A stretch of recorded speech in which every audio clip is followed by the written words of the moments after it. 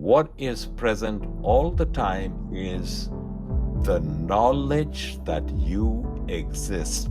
I am. You're not who you are, you're pure spirit. Drop the ego. Stuff is happening, it's happening through you, it's not happening by you. You don't want to be a CEO, you don't want to run a billion-dollar company. You want the feeling that you will have when you're CEO or running a billion-dollar company. The ideas that you have right now, oh, this is the real world and I'm in pain. It's a model you have. You've been brainwashed into it.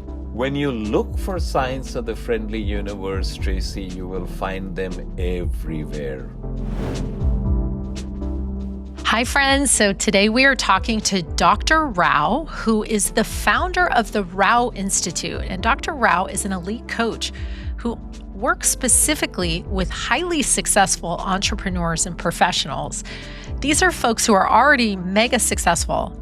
And what he does is he works with them to really make a dent in the universe.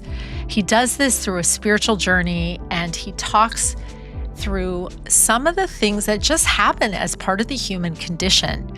I think one of the things you're going to hear in our conversation today is that similar to his TED Talk, which millions of people have listened to, Dr. Rao has a workshop, he has several books, but he leads us down a rabbit hole.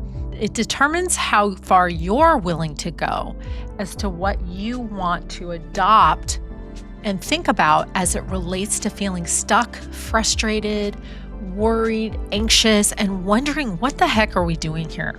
Like at the end of the day, all the accolades, the children, the houses, the marriages, potentially the divorces, whatever's taking place, like what is really going on? Why are we here? Why are we here? And today he answers that question for us. I'm going to tell you, for me, there were moments in today's conversation, 3 or 4 moments in which I was crying while listening, because what I think ultimately each of us want is more peace and more joy. And at the end of the day, it's not what we accomplish, it's how we feel when we accomplish what we accomplish. If we're coming from a place of scarcity and we're running fast and hard and we think once we get there, we'll be so happy or feel so good or we're going to be fulfilled. And when we get there, we realize there's no there.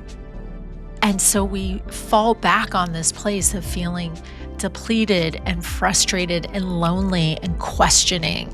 And I know so many times I've been there, and I wonder if anyone listening today is also feeling that way. And if you are, today's conversation is for you. So he pulls from the great masters in his work, which you will hear his powerful teachings, the exercises that he's going to give you today to get yourself into a positive state of mind. And it's the reason why top business schools around the world have Dr. Rao come in and teach what he has covered extensively through major media worldwide. He's the author of a book that I adore called Modern Wisdom and Ancient Roots, The Movers and Shakers Guide to Unstoppable Success. He's also written a book called Are You Ready to Succeed?, which is an important question. And what is success and what does that look like? So if any of this really resonates, today's conversation is really targeted for you, and I can't wait for you to lay back and listen to what he has to say, because not often when I interview folks on this podcast do I get moved to tears. And today it happened multiple times, so I hope it touches you and gifts you the gifts that it gave to me today. So looking forward to hearing from you on what this meant for you. I'd love to hear from you. How common is it to hear from high-achieving professionals, high-achieving entrepreneurs who hit milestones? How often are those folks coming to you saying, now what? This is not what I thought it was, and my life lacks meaning? All the time, Tracy. And when I say all the time, I mean literally all the time. People, including very successful people, including many who are household names, say, but there's something missing in my life. I want to find more meaning. I want to find more purpose. And I get that frequently. So millions and millions of people have listened to your TED Talk Mhm. Yes, they have. and have read your books. I would love to dig in from your perspective just right away as we start this conversation. From your perspective, what is the meaning of life? Okay. And this is something, as I said, I get a great deal, and I've spent a lifetime tackling this question. You don't find meaning and purpose. They're not like seashells on the beach. You go for a walk on the beach and you see that, there's the purpose, there's the meaning. Actually, I'm going to go far out on a limb, Tracy, and tell you that there is only one thing that will bring meaning to your life, only one purpose in your coming on a human existence.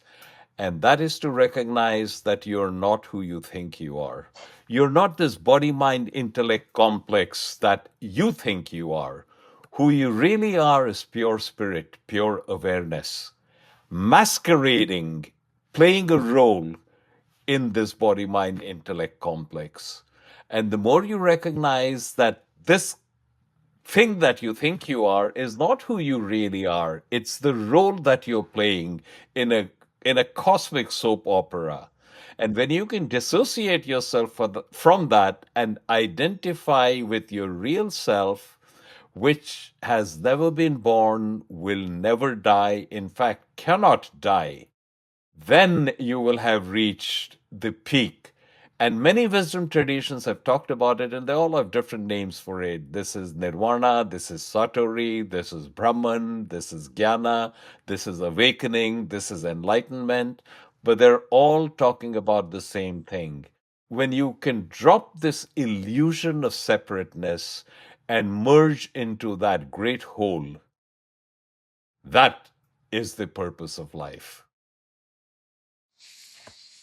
Oh, I'm feeling overwhelmed. I don't even know where to start. So help a gal who Yes. feels on some days high highs, in other days really low lows. As a mom, as an entrepreneur, at this stage of my life, looking back, saying I thought I would be in a different place, and then hearing from friends who compare themselves to me and say, "Wow, you've had so much success." Kind of help me break down, if I were your client, where would you start? Where I would start is by having you reflect on your life. And if you reflect on your life, you'll find that there are times when you felt absolutely on top of the world.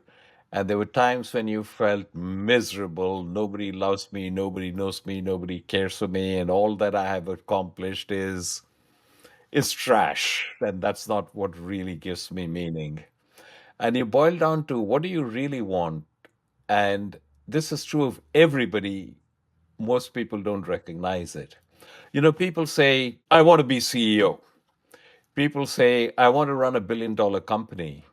That's not really true. You don't want to be a CEO. You don't want to run a $1 billion company.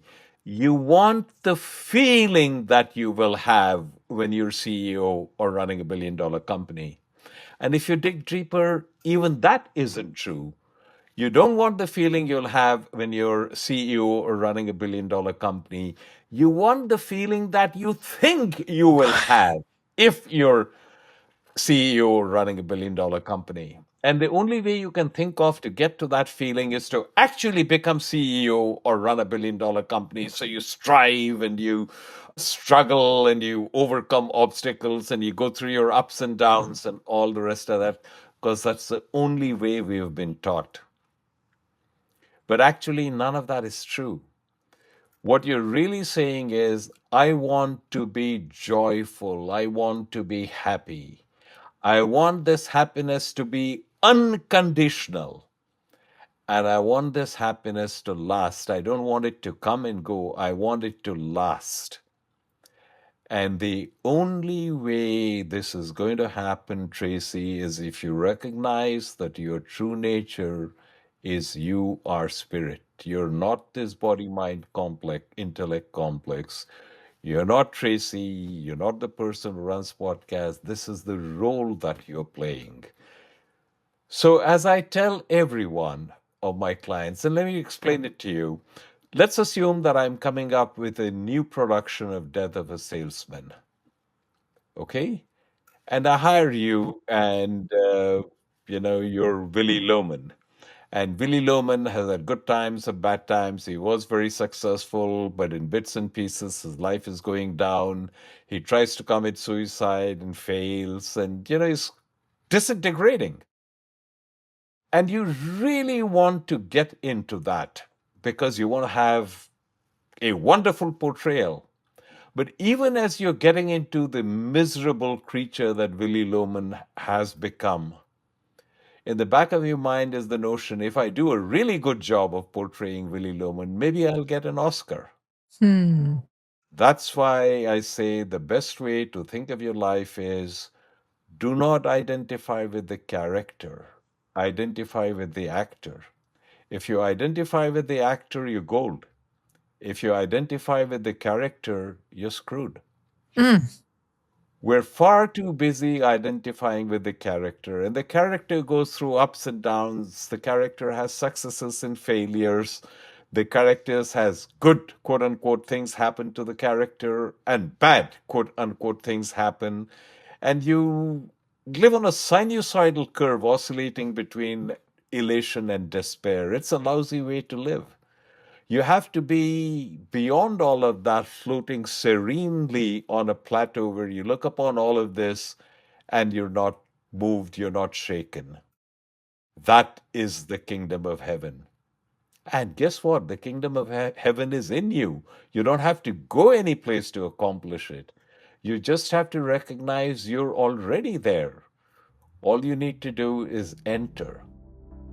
Wow. Hey, gorgeous friends, just for a second, if you would do me a huge favor, if Potential to Powerhouse has touched your heart, inspired you, made you pause, made you think differently, been a resource for you, would you do me the favor to right now take a second to give us a rating and review?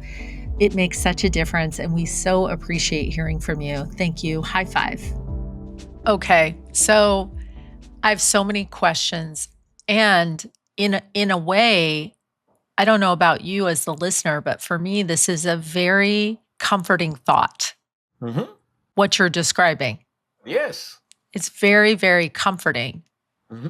And I'm going to ask you a couple of questions that are interrelated, but I want to piece them out so that I can walk through what some of those who may be listening are going through a very difficult time, a very dark time, a very scary time.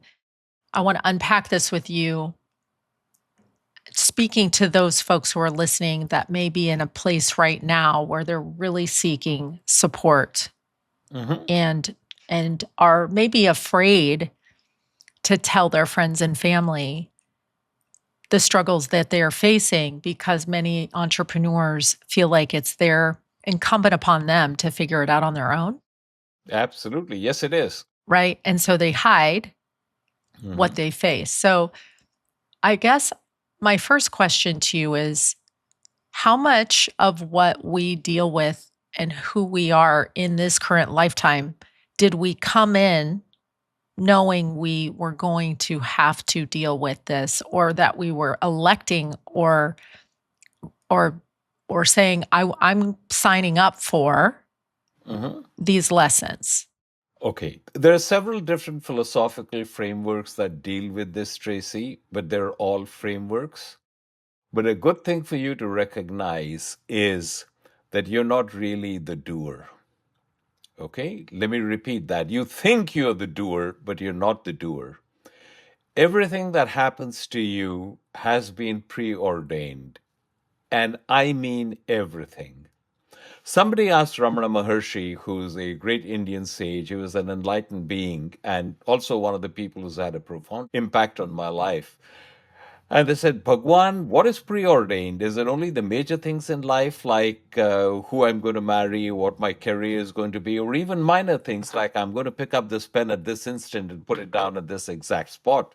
And Bhagwan Ramana Maharshi said, the moment the human body takes shape, is created, the moment you're born, everything that the body is going to do has been preordained, including you'll pick up this pen at this instant and put it down here. And the question is, but then what about free will? What about all? And Bhagwan says, you have at any moment the perfect freedom to decide whether you are the doer or not the doer. Let me repeat that. You have at every instant the freedom to recognize whether you're the doer or not the doer. All over the world, and especially in the developed West, there is the notion that we are the doer. I did this. I studied hard. I got good grades. I went to a good graduate school. I got a good job. I worked hard. And that's why I achieved all the success that I did. No, my friend, it happened. Any of a million things that could have happened to derail you did not happen. So be immensely grateful, but don't ever believe that you're the doer. Let me give you a story. So, my grandson was 4 at the time that he visited me in New York, and I took him to an entertainment park which was close by. And in that entertainment park, there was a ride for kids. You sat in a car, and it started. It was like a mini roller coaster. So it got into that ride, and my grandson enjoyed it thoroughly. And he turned the steering wheel madly, and the ride ended, and he was enjoying it thoroughly. And he looked at me, said, "Tata, that's Kannada for grandfather. Was I a good driver?" So I looked at him and said, "You're the best driver in the world." How can you tell a 4-year-old kid that the entire ride is pre-programmed and whatever he did with the steering wheel had no impact at all on the ride?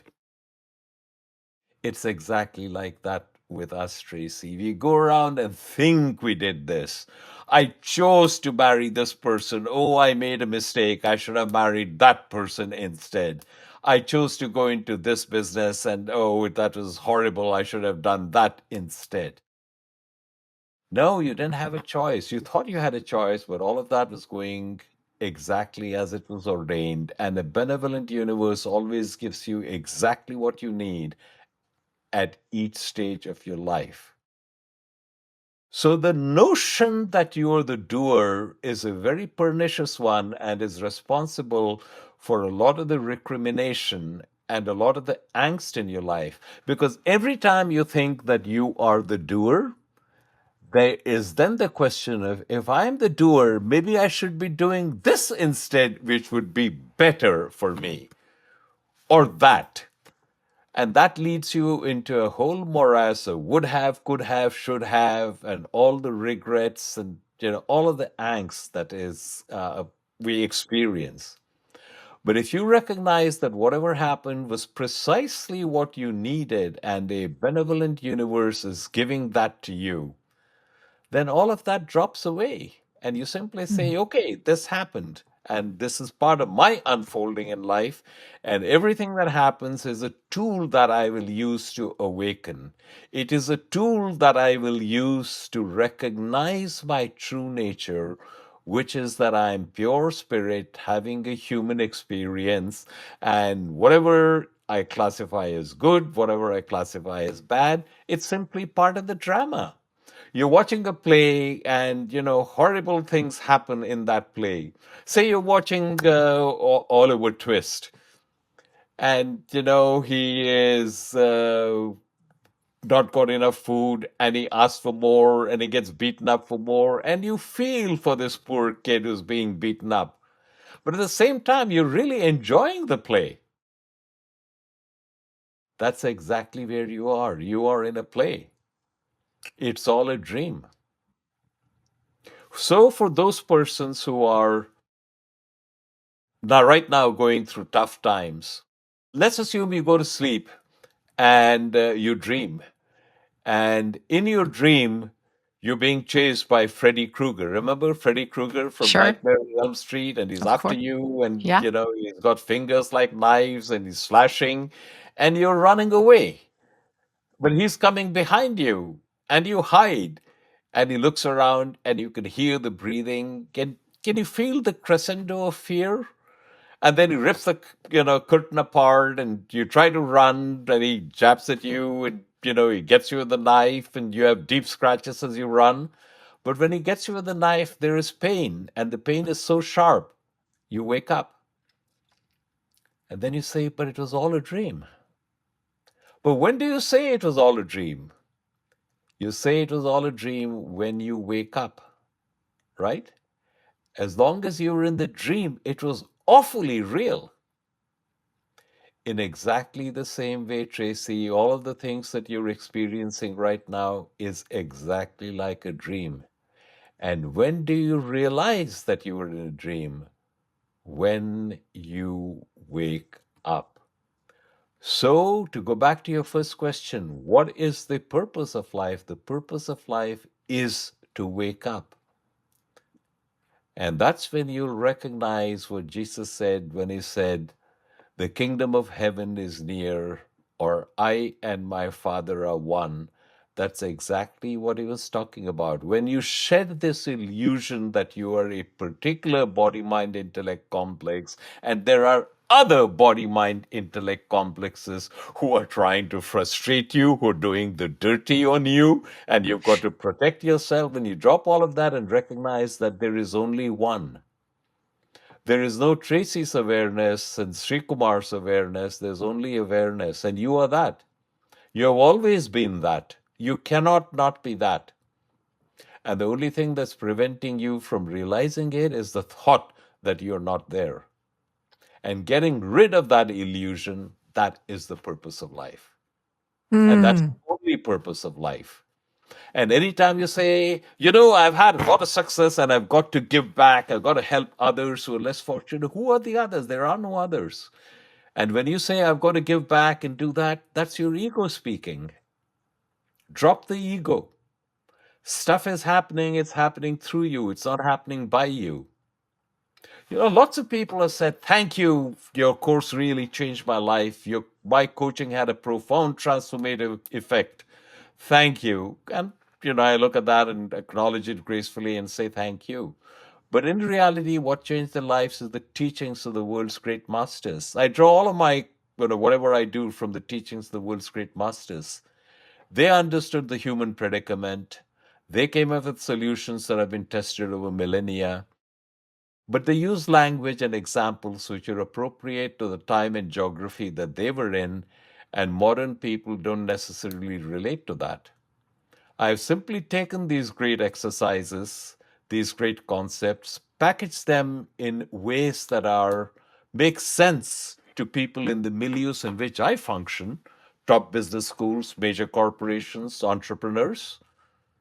So I say, think of me as a FedEx guy. The FedEx guy delivers the package, but the package doesn't come from the FedEx guy. It comes from somewhere else. So I just try to be a good FedEx guy. But these principles literally will utterly, completely transform your life. And it isn't something I said that does that. It's these great masters who've always been there. But we have not figured out how relevant they are to our life today. I help my clients see the relevance and see that what they were saying 2,500 years ago is every bit, in fact, maybe more relevant today. Hey folks, I'm excited to share with you the launch and announcement of Inner Fifth. Are you a female entrepreneur seeking a place to find your people? If you want to hear from experts on how to build your business and create more wealth, better relationships, find your purpose, and enhance your health, go check out innerfifth.com to learn more about the high performance community for growth-driven female entrepreneurs who are seeking a way to connect with each other. We are all about moving through issues, upscaling, and wealth creation. If this calls to you, check out innerfifth.com, click on learn more, and come and join us.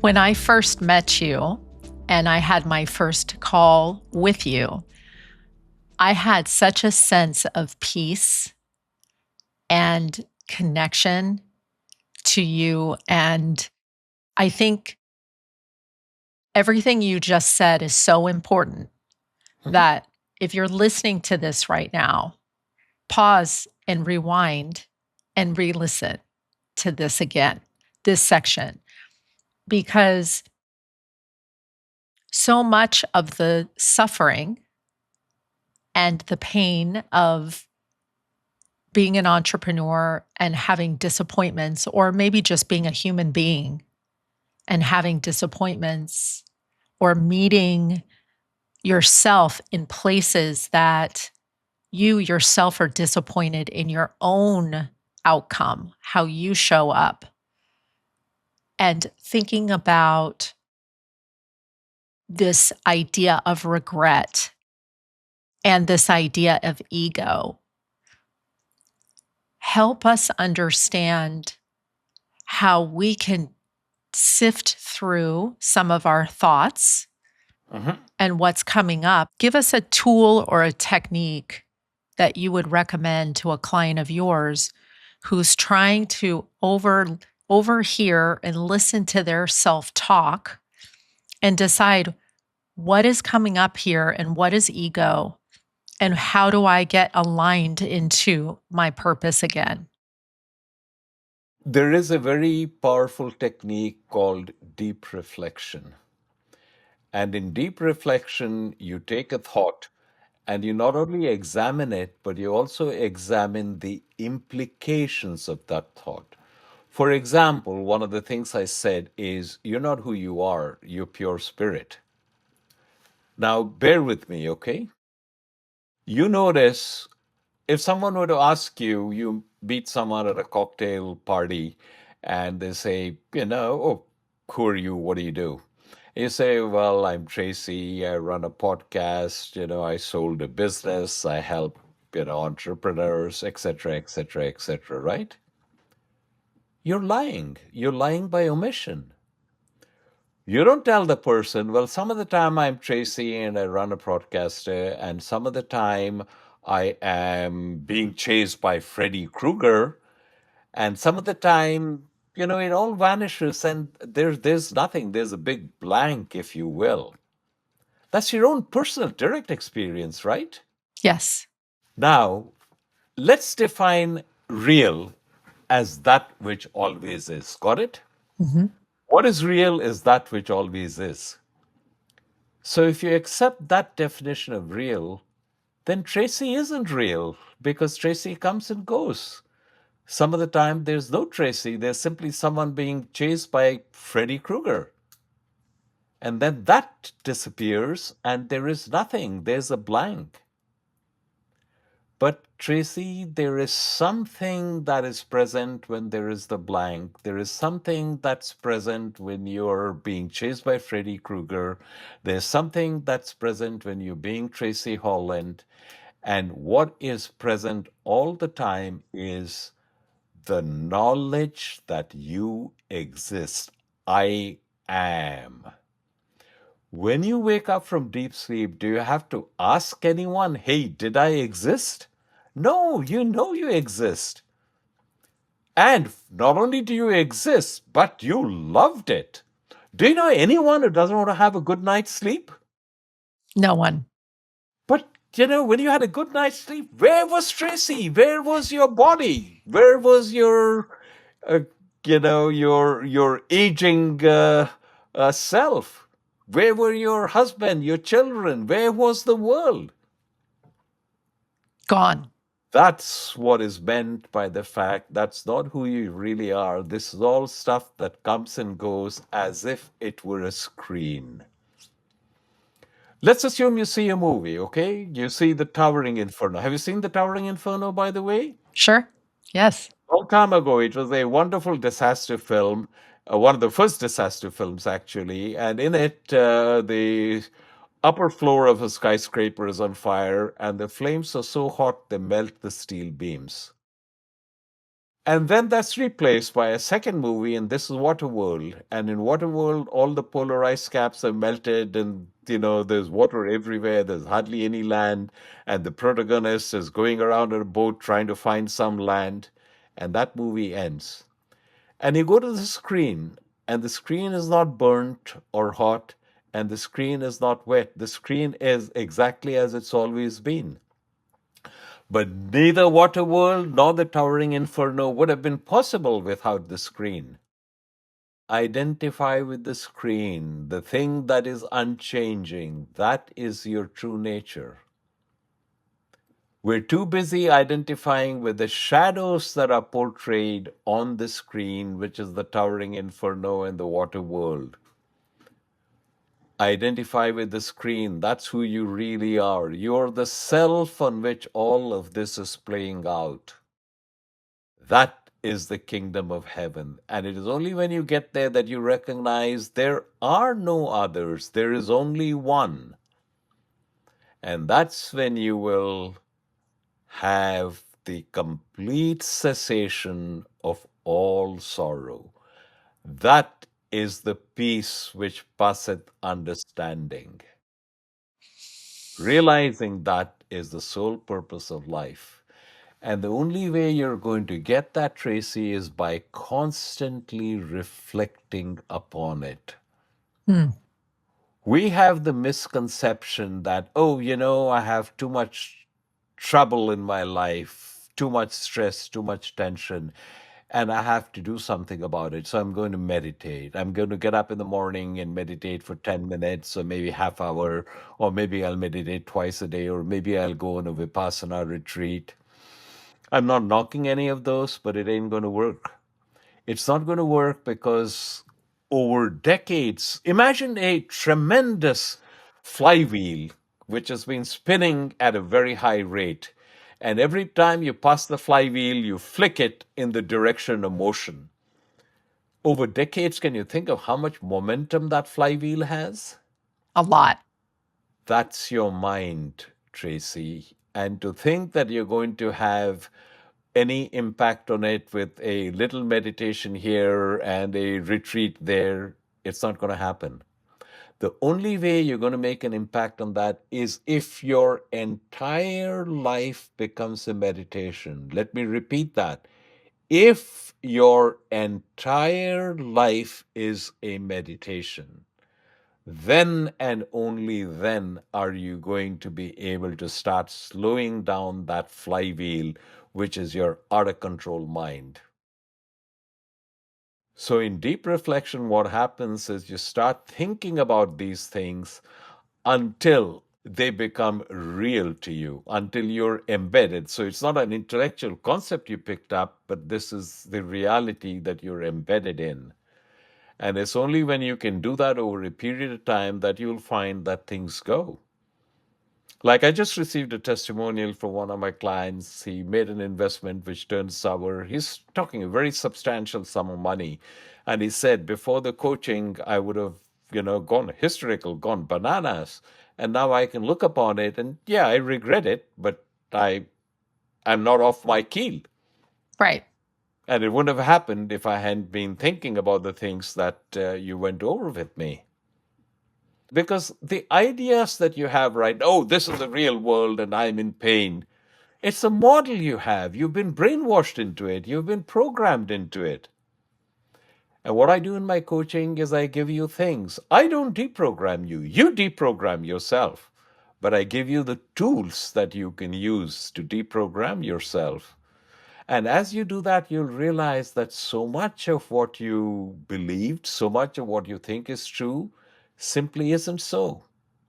I got to give you a wonderful quote from Mark Twain, which is very funny, but also very profound.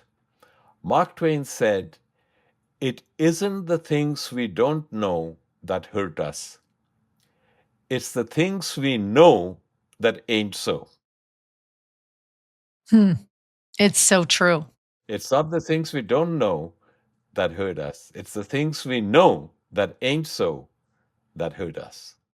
So, in your book, Modern Wisdom, Ancient Roots, Hmm. and I refer back to this book all the time because even if you pick it up and you start in the middle and you read a chapter, it is so profound and so grounding.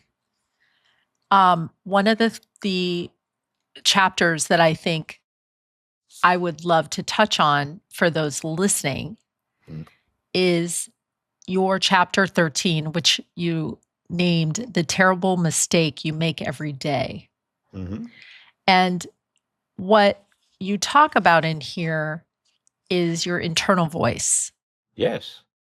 and how the internal voice feels so real Mhm. that it's like micro cuts every single day to yourself We are verbally slashing, we are mentally slashing our wrists every day. every day.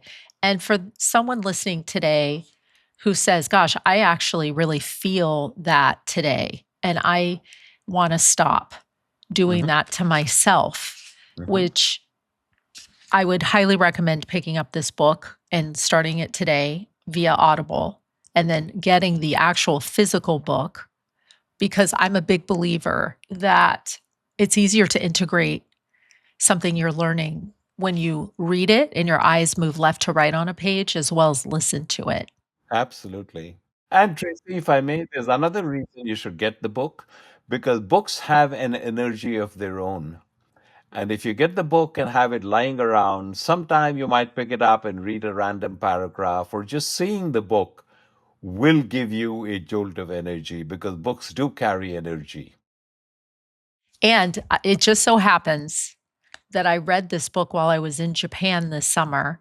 Uh-huh. And I leave in the morning tomorrow morning for Japan again on a sudden trip for my Uh-huh. daughter because she got herself into a little trouble at school. And so I'm being asked to come and sit down with the school and my daughter in that process. And I'm going to bring this book back with me Mm-hmm. because it made such an impact on me. But I think the thing that I really identified with Dr. Rao is this idea of how to quiet the mind that you just mentioned in this kind of 24/7 meditation for those of us that are just hearing that for the first time and trying to really understand how to do that or how to integrate that. Mm-hmm. Do you have any idea for a novice what you could recommend that those listening today could do to start to integrate this idea of being the screen? Absolutely. I can mention that, but I must also caution you that this is not something which is going to happen overnight. It will require consistent effort on your part. I was first introduced by this notion by Swami Shivananda, who was another enlightened being. And he said you should spend all your time in prayer. And that did not sit well with me. I thought he's crazy. Prayer is good, prayer is useful, and maybe you do it in the morning, you do it in the evening, but spend all your time in prayer. I mean, that's crazy. There's stuff I want to do. I've got a family, I've got a career, I've got things I like to do, like having beer with my friends, or watching a movie, or just taking a lot of junk food, whatever. There's other things in life. It's important. I can't spend all my time in prayer.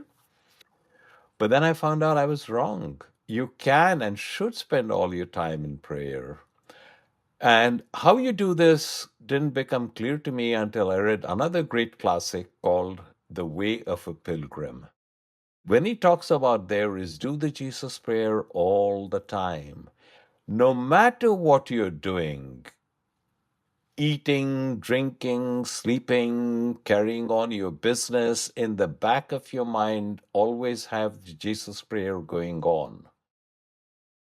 Dedicate all of your work to him because remember what I told you earlier, the notion that you're the doer is pernicious because if you're the doer then there's other things you could be doing that perhaps could be better and still other things could have been even better, and then there are mistakes you made and the would have, could have, should have all come in.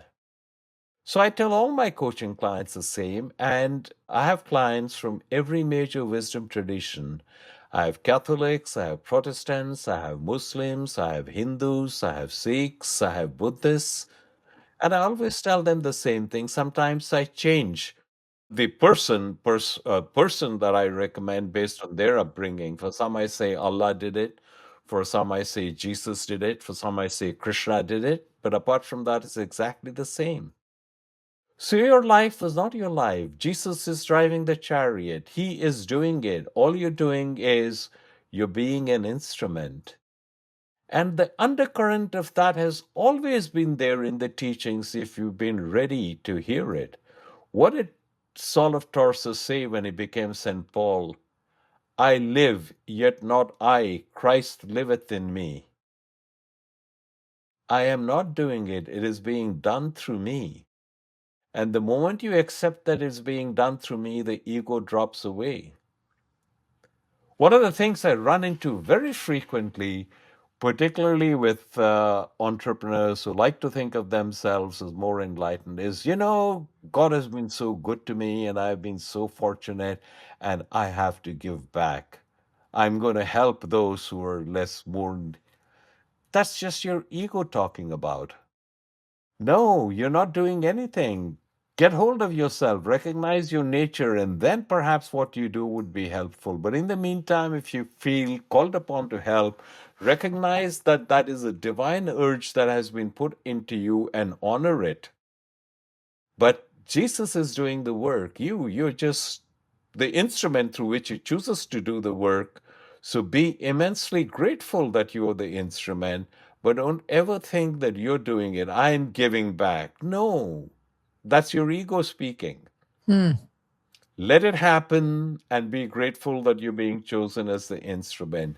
And you've got to think about it constantly until it's no longer a thought, but it's really become an expression of who you are. Hmm. And that's when you'll find that you're no longer bowed down by the slings and arrows of outrageous fortune. It's simply stuff that happens because you're in the human condition. As long as in the human condition, stuff will happen. There will be serious illness and death. There will be career setbacks. There will be financial reverses. There will be relationship problems. That's part of being in the human condition. You will deal with each of these situations as appropriate when you're there, but you'll deal with it from the space of this is the soap opera that is playing out, and I am a character in the soap opera, and I will play the character with full gusto. But I will never forget that I am the actor, and I identify with the actor, not the character. And that's what will help those of you listeners who are passing through severe problems. But they really have to work with this concept before it'll start having an impact outside. Because when you're passing through really, really, really tough times, that's like a tsunami hits you. Now, when a tsunami hits you, it's a wonderful idea to be able to surf the tsunami and say, isn't it a great ride? The problem, Tracy, is you can't learn to surf when the tsunami hits you. If you want to surf when the tsunami hits you, you better become damn good at surfing the 2 foot waves. And when you become damn good at surfing the 2 foot waves, then you have a chance that when the tsunami hits, you'll surf it. So begin early, begin now, begin when there isn't anything serious happening in the life. And if there is something serious happening, nevertheless think about these concepts until they become embedded. And recognize that a benevolent universe, Jesus Christ, if you will, always has your back. And he will go before you to make the crooked path straight. This is not simple stuff to keep you happy. It is not pablum. It really is true. He does go before you to make the crooked path straight. Hmm. One of the most important things that Einstein said is the most important question you will ever ask yourself is the universe friendly? Let me repeat that. The most important question you will ever ask yourself is the universe friendly? Notice Einstein didn't say anything about whether the universe is friendly or not. He said, you get to decide whether the universe is friendly or not. Hmm.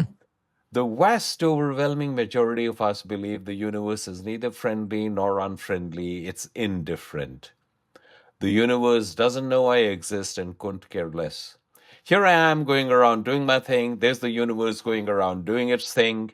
Sometimes it seems to be working for me, sometimes it seems to be working against me, but essentially it's a random process.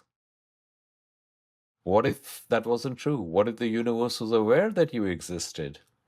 Not only was the universe aware that you existed, but it was well disposed towards you. It was your friend. Well, friends don't shaft friends, do they? Of course not. So the universe was your friend. Why does the universe give you stuff you don't want? You want to travel and go on vacation, the universe gives you pandemics and lockdown. Why? Well, what if the universe doesn't give you what you wanted, but exactly what you needed for your learning and growth? Like you're a small child and you want a tub of ice cream, and the universe, through your parents, gives you fruits and vegetables. And you don't want fruits and vegetables. You want a tub of ice cream. But the universe gives you fruits and vegetables. And it isn't until you reach a much different, higher level of maturity that you can say, thank God I got fruits and vegetables. What if the universe was like that? What if it gives you not what you want, but exactly what you need? What if it gives you stuff that you don't want, but it's exactly what you need? It doesn't take a rocket scientist to figure out, Tracy, that regardless of whether the universe was friendly or not, if you decided the universe was friendly, your experience of life would be a whole lot better, correct? Of course. That's what Einstein meant when he said, the most important question you will ever ask yourself is the universe friendly? So, how do you go around living in a friendly universe? You work at it. I'll give you an example. So the other day I was at a supermarket and my wife asked me to pick up something. She was making something and was short an ingredient. So I got it. And just as I went to the checkout counter, there was only one lane open. The lady came in front of me and she had one of these shopping baskets that was overflowing and she had stuff in her hands on top and her husband was carrying something beside her. And I said, oh God, it's going to take me forever to get out of here. And even as I was thinking that, she looked at me sweetly and said, oh, you only have one item. Why don't you go ahead of me? So I went ahead of her. And as I went ahead of her, someone tapped me on the shoulder and said, I'm going to open up lane number 2. Why don't you come there? And, the line vanished. Stuff like that happens to us all the time. And what do? We ignore it. We maybe feel good for a second or two, and then we forget about it. Big mistake. Look upon that as a sign that the universe is friendly. The friendly universe has interceded in your behalf. Write it down. Most of us think we remember. No, you won't remember. Write it down. I'll give you another example. So I spoke recently at an entrepreneurs conference in Rio de Janeiro, and my wife and I decided let's make it a vacation in addition to my business trip. So we'll spend a day in Rio and go to the Iguazu Falls and come back. And we were all excited about that. So we landed up at JFK, and our flight to Rio was canceled. So we rebooked on another flight from JFK to Sao Paulo to Rio, and that flight was delayed, and then it was delayed another 2 hours and another 2 hours. And finally, after we had spent close on 24 hours in JFK, they canceled that flight. By now, my wife was so fed up, she said, cancel the whole damn thing. And we had checked in luggage, and to get back luggage which you have checked in is a nightmare. It just horrible all through. So we canceled the trip, and then I went back to Rio alone just for my trip. And the conference went beautifully well. My talk was very well received, and I was supposed to go from Rio to Sao Paulo and then catch my flight to JFK back from there. And my flight from Rio to Sao Paulo was canceled. And then we scrambled around, and my wife booked me on a flight from Rio to Lima and Lima back to JFK. But that would have meant spending an entire night at the airport in Rio after I had just spent a night at the airport in JFK. Totally not happy with it. One of the good things about Rio, though, is that the airport lounges are 24 hours. So I was going back to my lounge when I passed an American Airlines lounge, and I remembered that American had a direct flight from Rio to JFK. So I walked in there and said, hey, I know you have a flight. Can you put me on there? Now, you got to understand that I'm Diamond on Delta, but I have no status at American at all. And the lady there said, sir, this is an airport lounge. We don't do any ticketing or anything like that. So if you want that, you got to go to the airline ticket counter, which means I had to go outside of security, go to another terminal, see whether they could do something, and then come back through security. And I said, no way I'm going to do that. I'll just spend the night here. And then she came back, and I was walking off, and she came back, and I could hear her clackety clack, and in her high heels. And I turned around and said, "Sir, please come back." So I went back and she spoke to several people. I don't know what she said because she's speaking Portuguese. I don't speak Portuguese. And then she said, "Sir, I can't promise anything, but why don't you come to this gate at this time?" So I went to that gate at that time, and then she came down, and the American Airlines gate agent, it was literally almost as though Jesus had taken human form and come down. He made a bunch of phone calls, and he got me on that flight from Rio to JFK directly. And not only that, but he called LATAM, which is the airline on which I had my ticket, and got it transferred over to American, so I didn't even have to pay extra. Wow. Friendly universe. Now, I could choose to concentrate on the fact that my vacation was canceled and ruined and all the rest of that, or I could choose to concentrate on, look, what a set of circumstances. Have you ever heard of an airport lounge attendant coordinating with a gate agent to make something like that happen for a person who has no status at all? No. When you look for signs of the friendly universe, Tracy, you will find them everywhere. I advise all of my coaching clients to find at least 12 to 15 such instances every day. Beautiful. I'll give you a beautiful one right now. So, we were supposed to have this podcast 2 weeks ago, and you got on and you were frustrated, and I was frustrated because one of us could hear the other, and the other couldn't hear the first one. And no matter what happened, we couldn't make it work. They said, okay, it's not. And now we're having this. And, I'm more relaxed now, and the conversation is just flowing. Friendly universe. That's The right. moment you start looking for signs that there is a friendly universe, you'll find them everywhere.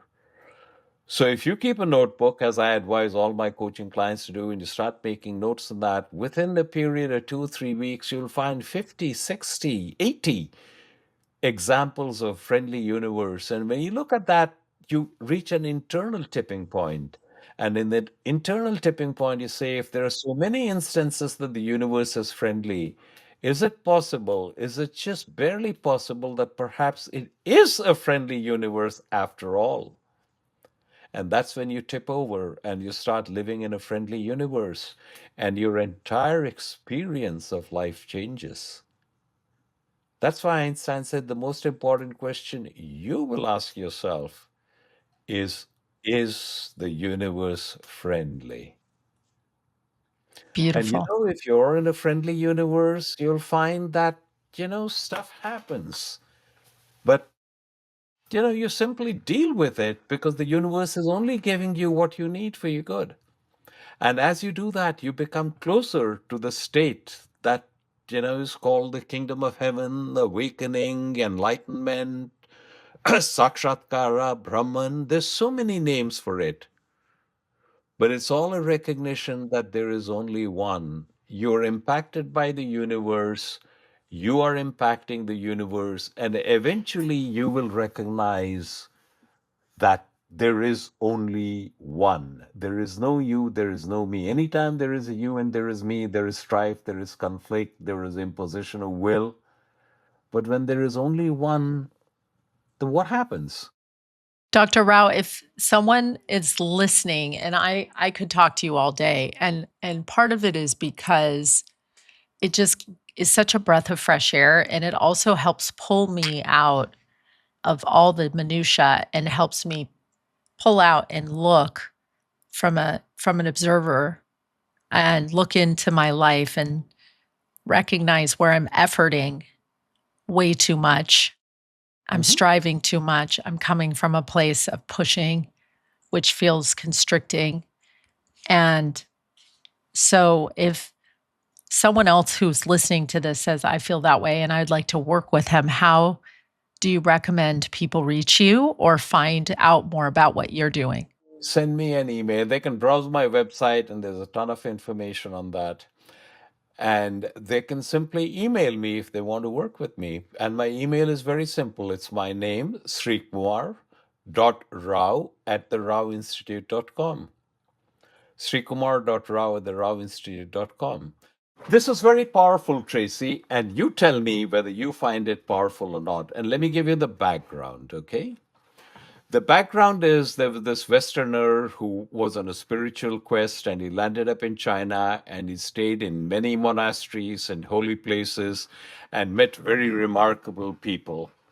Now, you got to understand, this was pre communist China. So, once the communists came to power, they very systematically did a good job of destroying all of these monasteries and holy places and scrolls. So, it doesn't exist anymore. So, this was before communism.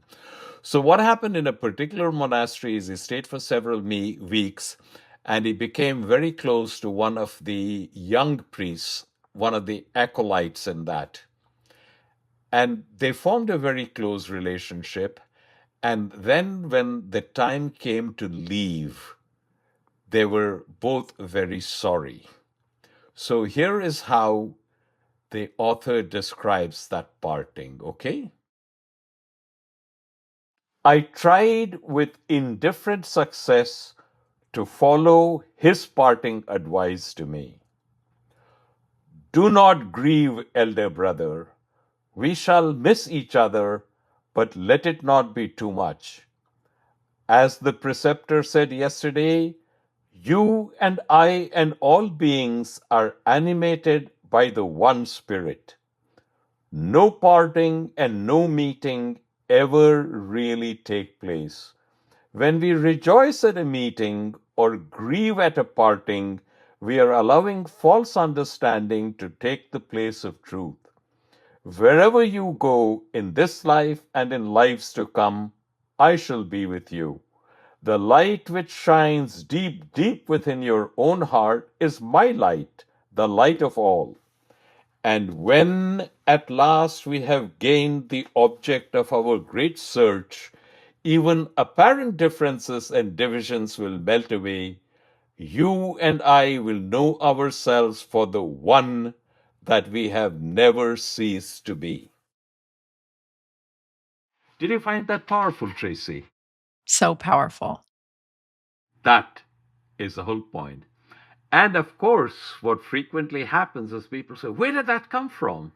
And you know what I'm going to do, Tracy?